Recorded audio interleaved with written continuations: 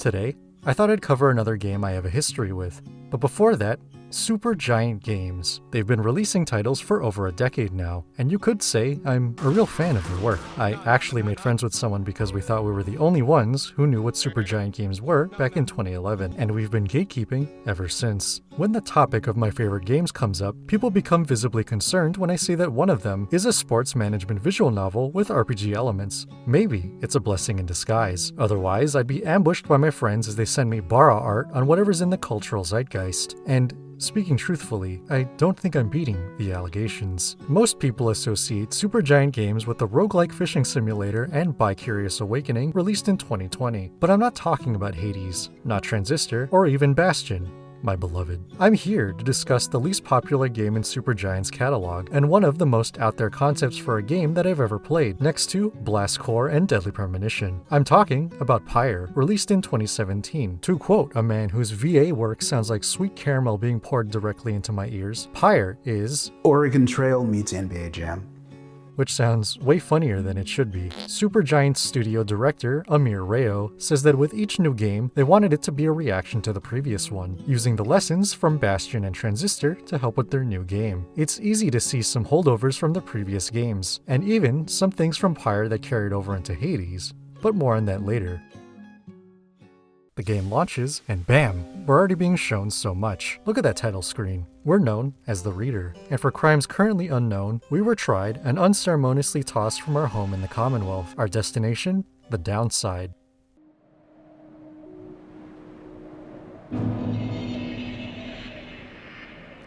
It's a wide expanse reserved for criminals of varying severity, gang leaders, traffickers, and nepo babies too dumb to be alive. So what are we guilty of? Our name also explains our crime. We have committed one of the most heinous transgressions of all, being able to read. We weren't thrown out for a taste in literature, but that we could read it all. Reading is forbidden, as the use of literature almost caused a cultural insurrection in the Commonwealth because a few too many government officials appeared on the flight logs. So, nowadays, not many people know how to read.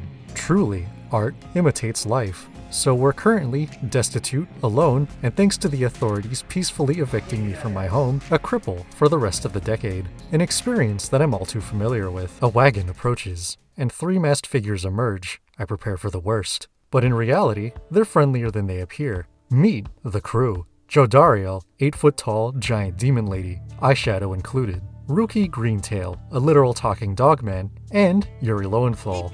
They bring you into their wagon and cut to the chase. They know how to get you out of here and pardon you of all your sins, going back to the Commonwealth scot-free. They just need a little help. All you have to do is read this book. Since you're already down here, there's no point in hiding it. Agreeing to the deal, you read to them the sparkling words that materialize on every page, and before you know it, you and your motley crew are now participating in the rites. Put on the jersey, look up to the stars, and use Waze to figure out where the hell we're even going. But the next arena is pretty far away, so let's talk about presentation because, damn, this is a good looking game. 7 years later and the visuals hold up. Despite the downside being characterized as this Mad Max wasteland, you realize early on that the actual areas themselves are not only varied, but visually stunning, with some striking scenery. Pyre has what I'd describe as a storybook aesthetic. They remind me of the stained glass windows I'd see in church, or the vibrant storybooks I read as a kid, which goes doubly so for the character designs. For example, Hedwyn and Jodariel. Both have blue and orange as their main color scheme. Not only does this show an immediate connection with the Nightwings, but while Jodariel has her blue tunic under her armor, showcasing her more stoic personality, Hedwyn's orange cloak conveys his warmer nature. He wears his heart on his sleeve, and just like the garb that covers him, Hedwyn embraces the other members of the team on good faith alone. And even comparing stances, Hedwyn's arms are wide open. Plus, he kinda looks like Waka. The designs themselves are very simple, but convey so much personality. The many environments often have complementary coloring. From a design perspective, this helps with the readability when you're actually playing, since it helps the player characters pop. Even when it's obviously 3D, it could have been jarring and looked more like those 3D background characters in animated shows. But instead of looking like Gwimbly, most of them blend with the world around them, and it's a hell of a lot easier than animating them in 2D. The models do their job, and don't clash too much, unless we're talking about the cart. But forget that, look how pretty this world is. Look how pink this desert is. There's a certain movement to the world. I can only describe it like everything is flowing. The dusky skies barely obscuring the rolling green hills, the multicolored dunes of Jomur Valley, the god rays, the wind on the horizon. I'm never bored looking at this game. It's real easy on the eyes. The best parts are when you get into the arenas, and this is where I believe Pyre's art direction shines the most. The history of the downside is rooted in conflict. That's why all of the major landmarks are the literal corpses of mythological beasts defeated by the heroes of the past. This is how you can start with soggy ships, shifting sands, and then it's all topped with the tomb of an outer god.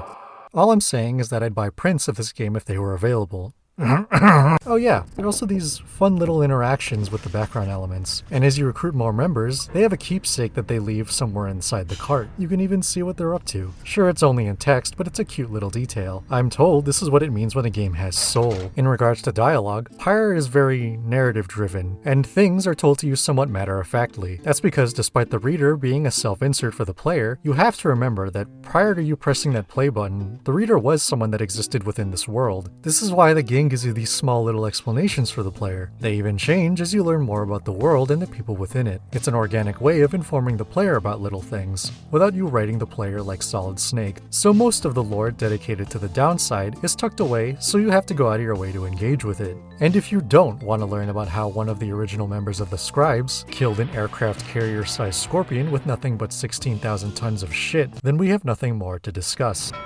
Oh look, we've arrived. Time to play ball. But what do these rites entail? What sort of sadistic game do we have to undertake in order to silence that voice in my head? Mario Hoops 3-on-3. I'm not even joking. Your goal is to get the ball into the enemy's pyre instead of it reaching yours. This means a lot of passing, jumping, and sinking buckets. There are two ways to score, jumping right into it or by slowly, carefully tossing the ball into the pyre. So why would I want to do that when there's damage ramp up on throwing and I could just, leap face first into the open flame? Well, sacrificing your mortal shell into the lifeblood of creation is very cool, but not sustainable. Despite the convenience, those who score like this are out of play until the next point, for you and the competition. Do you spend time clearing the way to shoot a three-pointer, or do you play fast and loose? You're gonna be down a man until the next point, but if the opportunity presents itself, adopting KFC rat behavior is a viable strat.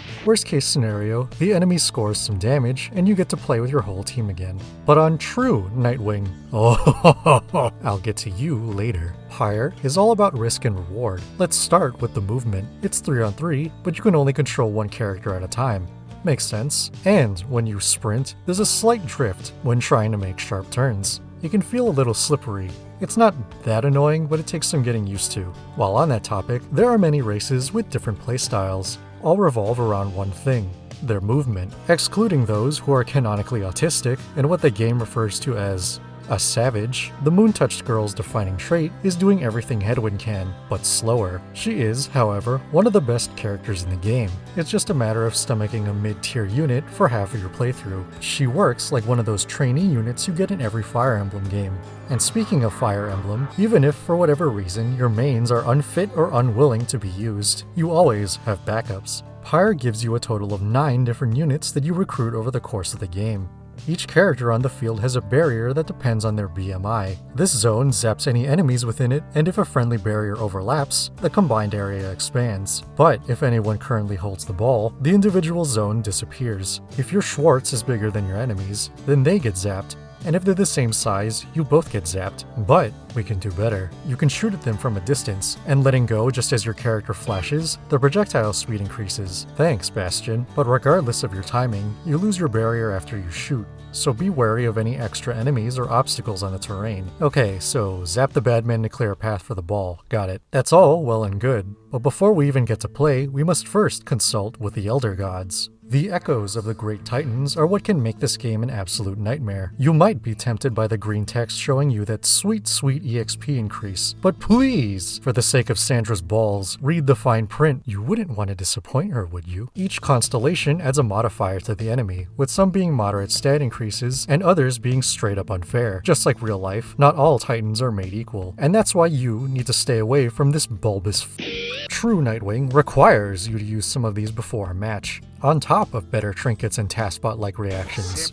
Doing well on True Nightwing makes you feel like a god, and the dopamine will hit your zoomy receptors like a Ford F-150, but losing feels like getting hit by that Ford truck, only for it to back up to finish the job. I tried playing on True Nightwing for this review, but after a certain point, the difficulty spike became vertical, what the youth would call a skill issue. Your limbus of sinners improve the more you use them. Regardless of whether you win or lose, they gain experience, which can be expedited based on how much suffering you endured beforehand. Even those on the bench are using EXP share, shown by that green bar, meaning that the next time you do use them, you get most of that phantom experience on top of what you would normally get. Leveling gets you points for your skill tree. These skills can do something minor, like adding more damage each time you score, or radically changing your playstyle. For example, one of my favorite strats is using our lovable imp Tizo to cast Dimension Door, by killing himself in the middle of the ring, so that Jodariel can give the enemy's Pyre a good phallus flattening. And then I'll just do the same thing with Rookie. Some skills even affect your taunts, making them special abilities. Truly, this is the third strike of sports games.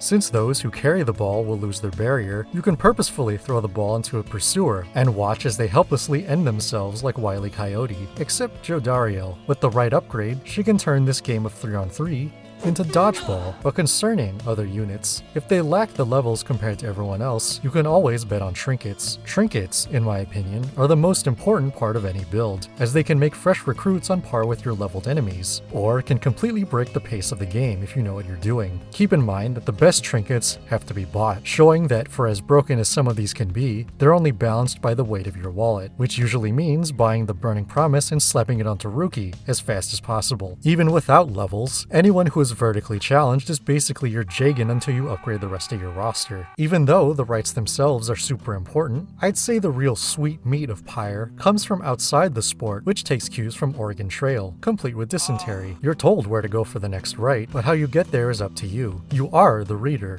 but also a navigator. At various points, there are branching paths that could positively or negatively affect your team. One path could get us some cash to buy trinkets, while the other could buff your team for the next right, all the while scoring some sweet social link points along the way. But just because we aim to do something doesn't guarantee that we get what we want. Sometimes we don't even know what we have to gain from certain paths, but what ties everything together is the lore, not from that old tome made from the hide of an astral horror, but from your teammates. Like I said earlier, you learn with the reader, not only about the downside, but what motivates you and your fellow exiles back to the Commonwealth. Rookie uses his wealth to support his ailing mother, but found he could get more lucrative deals with clients in the downside, which promptly bit him in the ass. Hedwyn was a soldier from the Commonwealth turned deserter after he threw it all away for a woman. And the only reason why the vagabond is even here is because the authorities didn't know what to do with the little orphan, and their best course of action for dealing with someone on the spectrum was throwing her into exile. Unfathomably based. These little character moments you get for not only favoring someone else's judgment, or just shooting the breeze with them in the wagon, this is what makes the game for me.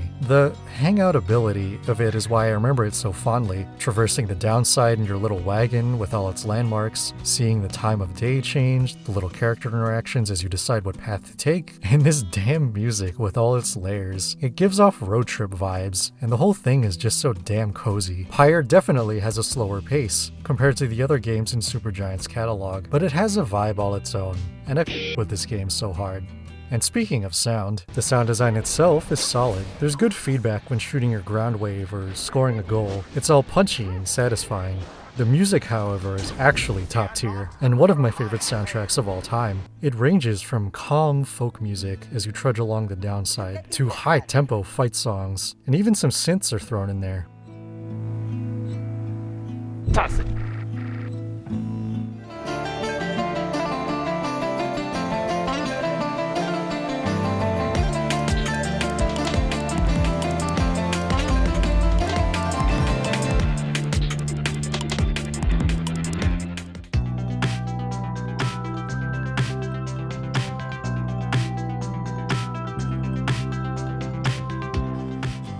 I don't know if Darren Cord used as many samples here as he did with Bastion, but this man doesn't miss when it comes to making banger soundtracks. If you were to buy the OST right now off iTunes or whatever, you'll probably find some tracks that you like.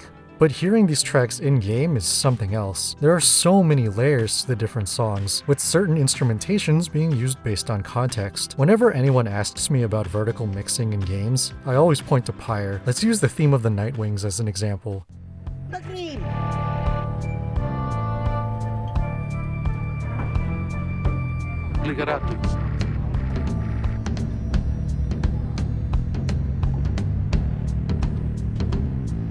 Cogitenta.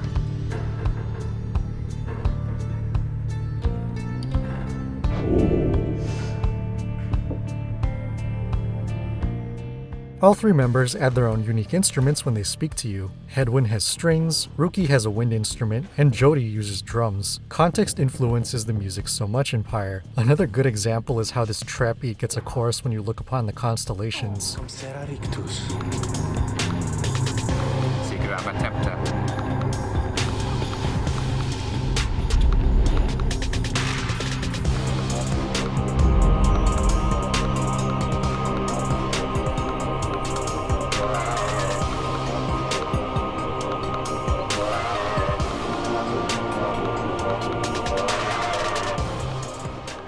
There are good examples all over Pyre, and even though most teams only have one prominent member, the soundtrack does a good job of conveying their individual personalities. Also, strangely enough, when you go to replay some tracks inside your cart, you actually get a different version of the song you heard in the overworld or in combat. Some of the vocals and instrumentations are just missing, but only some of them.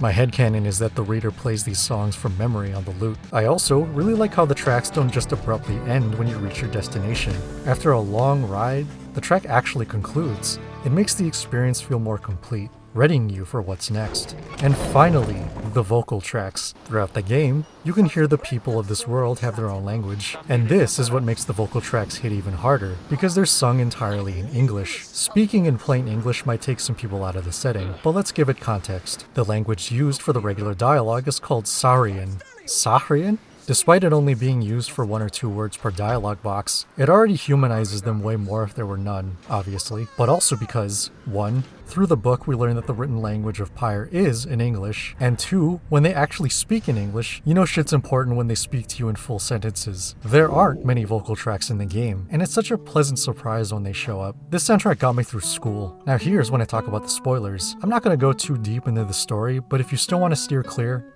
go to here. Throughout the game, you get told about the Nightwing's mysterious benefactor, aka the owner of the cart, your sweet Knicks jerseys. Even you meeting them right after you plunge into the downside, it was all orchestrated by the 5D chess master known as Volfred Sandalwood. And after amassing your team and winning enough matches, he makes an appearance, and with him, access to the Fall of Soliam, meaning that you can perform the Ascension Rite, your ticket out of here. With Ascension so close, only then do you get told by Volfred that winning only gets you one of your team back to the Commonwealth, and that means permanently losing someone from your party. Ascension can happen relatively early into your journey, but even so, the game gives you enough time to choose your favorites. Even though you don't get penalized too hard from losing, you do need to win in order to take part in the Ascension Rite. Whether Volfred purposefully withheld information about individual ascensions as part of his plan, or simply relied on the reader to tell everyone, which we didn't, this conveys how much of a schemer he really is. Maybe some of your team wouldn't have bothered if they knew, but Volfred didn't want to take that chance. You find out that he made this team of exiles so that you could ascend and assist him with, what else? A cultural revolution, to overthrow the Commonwealth, albeit in a peaceful manner. Throughout your travels, you get to know why your team is even here in the downside. Some of their goals involve getting out of here, to change the Commonwealth, or simply because they don't want to be torn from their homes for the rest of their lives. The decision of who should ascend hammers home Pyre's biggest theme of risk versus reward. Do you keep them here because they're that much of an asset to the the team, or do you let them go? And as you'll find out later, not all of you are getting out of here. Someone you've invested in for the whole game can be someone you wanted to ascend in the first place, but now you'd have a hole in your lineup. You still get little moments about those who've recently left your party, but you don't really know what becomes of them until the very end. This is what I meant when I said I cared way more about the individual character interactions instead of the main story itself. This decision carries so much more weight, both narratively and mechanically, and only members that have enough experience can be considered for the ascension at all, so you can't even just throw away someone you've barely used. Even the act of winning or losing the right to ascend is a choice. Not only are you required to attend the ascension right for them to happen at all, not all team captains are bad people. Even the leaders of some factions might have a good reason to go back to the Commonwealth. It might be better in the long run for someone on your team to make change in the Commonwealth for a better tomorrow or whatever, but then you'd be condemning someone else here to exile, possibly forever. A big theme of Pyre is defining what true freedom means to you. Only after your first ascension does the game truly open up, and right now, all that talk about risk and reward comes into play. Who do you challenge? Where do you go? All to manipulate how the next ascension rite will shake out. Although your actions influence the ending of the game, like I said before, the real meaty bits of the game focus more on character relationships and the arcs between the members of each team, friendly and enemy. The whole journey and not the destination spiel. All the talk about overthrowing the government or whatever, that stuff's all background and I really didn't care for it much. Even considering the bigger stakes at play, I just didn't find myself too captivated with, oh my god, how are my actions going to change the future of the Commonwealth, or how is the war with the harps going to end? I care way more about why Pamathan needs a never-ending bottle of moonshine, why does Sir Gilman have the world, and whether Hedwyn wears a headband because he's slowly turning into a demon, and whether this would finally make him less boring, or how hope as a stat might actually show their inner state of mind, and if so, then Jesus Christ. I think that's why I dog on Hedwyn so much. Because next to Wolfred, Hedwyn's character revolves around getting his freedom and returning to the Commonwealth way more than the others, and his only other motivation is tied to a character we never actually see. He's a nice guy, but comparatively less interesting. Jodariel's been here for more than a decade, and for reasons unknown, enough time down here physically turns you into a demon. She comes off as a big intimidating brute, but you can glean so much from little character interactions she has with other people. One of the first times she interacts with the reader, she straight up asks, "Do I scare you?" She's trying to intimidate you, but if you respond positively to her, you can actually buff her hope for the next rite. She had a nice interaction with, at this point, a complete stranger, and in a roundabout way, asked if you feel okay being around her, which makes even more sense given that while being a general for the Commonwealth, she cared for war orphans, with Hedwyn being one of them. These little lore bits you can discover add so much more flavor and replayability to each playthrough. Hell, every time I do a new playthrough, I always look forward to that predator-ass handshake you and the minstrel do right before the final ascension rite. Not to mention the ending. The coolest thing the story provides is in the credits, where Darren Korb, that madman, recorded song verses that changed depending on which member of your team got liberated. Holy shit, that's dedication. And you don't get those nuanced lines if you were to buy the OST. I'd still recommend buying the soundtrack, but, you know, play the game first. Pyre is like a 6-hour game at most, and up until Hades came out, it was Supergiant's longest game, but I might be comparing apples to oranges here, I don't know. Still, with my one tiny, insignificant nitpick, it hasn't prevented me from coming back here time and time again because I just like hanging out in this world so much. I don't really know how popular fantasy sports is as a genre, but as an idea, fantasy sports visual novel Oregon Trail is so out there, and I love Pyre. In all seriousness, this game did legitimately help me through school, because I realized how much I truly appreciate Supergiant Games and their level of quality. From what I learned in my game dev classes, if you genuinely care about making something, then the results speak for themselves. We made so many visual novels that ended up being trash fires. I was complicit in making what were essentially playable PowerPoint presentations, putting my faith in other people, believing this would be the one, but the future refused to change. As a good friend and virgin boy egg historian once told me on the topic of visual novels, be a game or be nothing. I rest my case. I'd say $20 is a good price for a game like this. It's highly enjoyable and has a lot of replay value, but hey, get it on a sale if that's your deal. It's not their most famous title, but it's one of my favorite games of all time. Thanks for watching. As usual, I've got more games in the pipeline, but in the meantime, I've got a plane to catch before I get assaulted by my friends while I'm in the shower, like Viggo Mortensen in Eastern Promises. Take care of yourselves, and see you next time.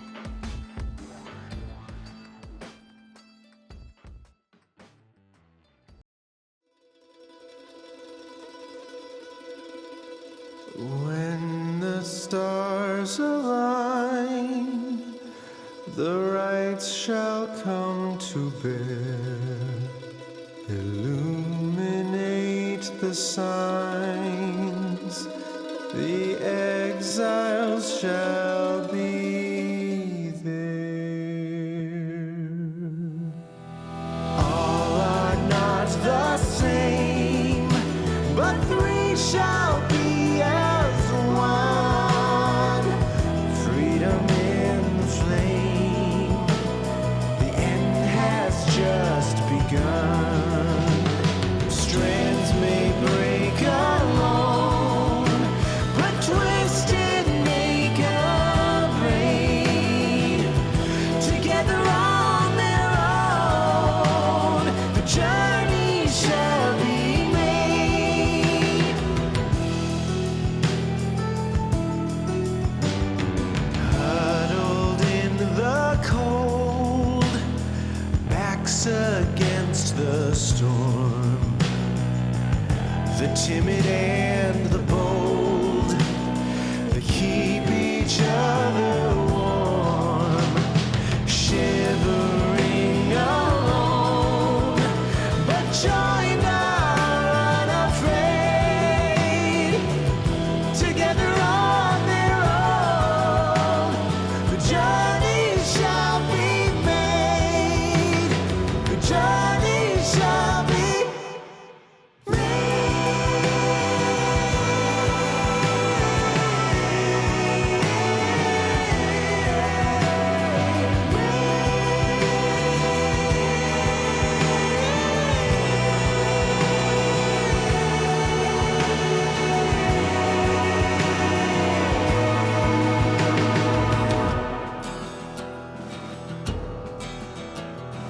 when the stars align, the rights shall come to bear.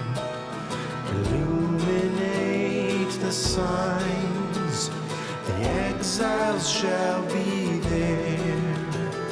Strength may